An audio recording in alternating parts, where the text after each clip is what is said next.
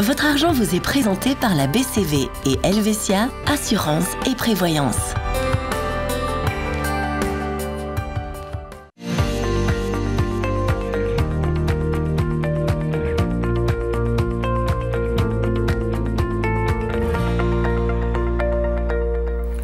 Bonjour à tous, on s'intéresse à nouveau aujourd'hui à un thème d'importance, la prévoyance professionnelle en vue de sa retraite. On l'a vu avec le niveau politique et notamment la volonté et les velléités au niveau fédéral de vouloir restreindre, voire supprimer la possibilité de retirer son deuxième pilier.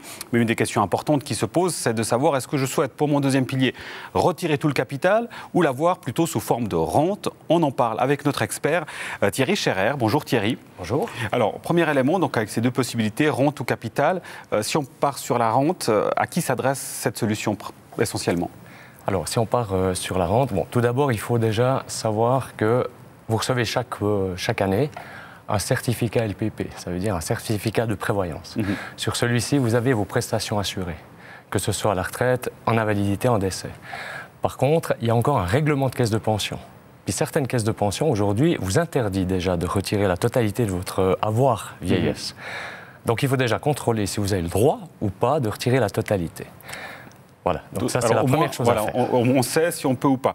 Mais là on parle du retrait du capital en entier. Si on revient sur la rente, parce que là c'est possible de toute manière, hein, dans tous les cas. C'est même, ça c'est le standard. Voilà, et donc ça, les avantages, on imagine, ils sont assez évidents. Alors l'avantage c'est évidemment un revenu fixe jusqu'à la fin de vos jours. Et puis même si vous venez à décéder, votre épouse recevra une rente de veuve. Jusqu'à la fin de ses jours. Ouais, et le capital, en revanche, pour autant que ce soit possible, on l'a bien compris, il faut lire les petits détails du contrat.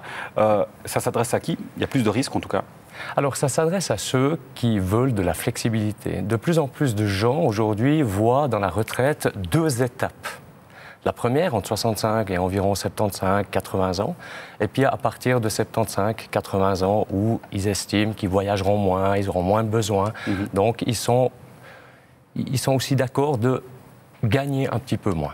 Voilà. Et il y a une possibilité, si on veut ménager la chèvre et le chou, d'avoir les deux, c'est possible? Tout à fait. Il y a aussi la solution mixte. Vous pouvez retirer, par exemple, 50% de votre capital et puis convertir en rente l'autre 50% de ce même capital. Du coup, naturellement, cette rente sera baissée. Évidemment. Cela va de soi. Là, on parle du deuxième pilier. Chose importante, on le répète très souvent dans cette émission. Aujourd'hui, on le constate, le premier AVS et le deuxième pilier LPP ne suffisent pas. C'est important de penser à un troisième pilier. Alors, elles ne suffisent pas. Ce n'est pas tout à fait juste. Hein. Ça dépend de votre revenu, ça dépend de votre caisse de pension. Il y a des caisses de pension qui sont améliorées. Il y a beaucoup d'entreprises qui investissent énormément d'argent pour leurs employés et leurs caisses de pension. Donc, alors, si on veut s'assurer un niveau de vie le plus confortable possible, là, un troisième pilier est bienvenu.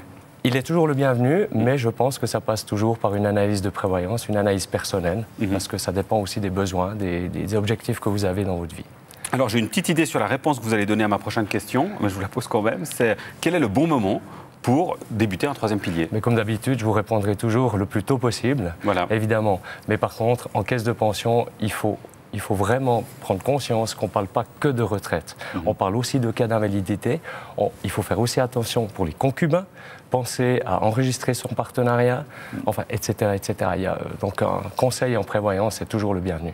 Évidemment, au moment où on va arriver à la retraite, on va récupérer cet argent. Il y a des éléments fiscaux auxquels il faut être attentif. Alors, lesquels? Alors, premièrement, si vous retirez votre capital de manière générale, 100% ou 50%, c'est complètement égal, vous serez imposé qu'une seule fois sur ce capital et ensuite vous n'avez plus cette imposition sur le revenu.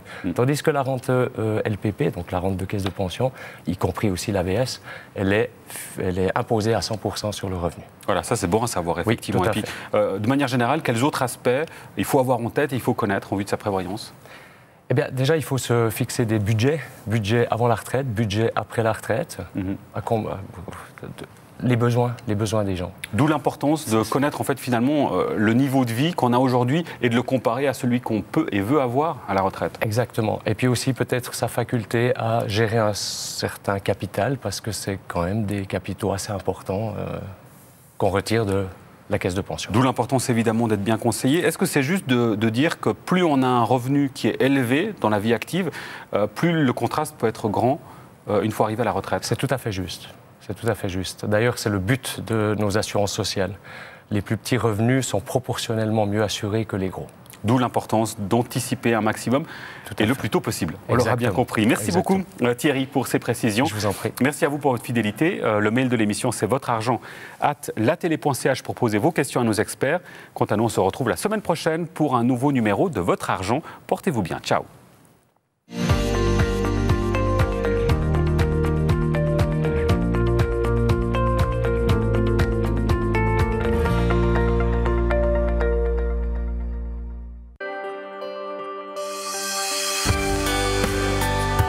Votre argent vous a été présenté par la BCV et Helvetia, assurance et prévoyance.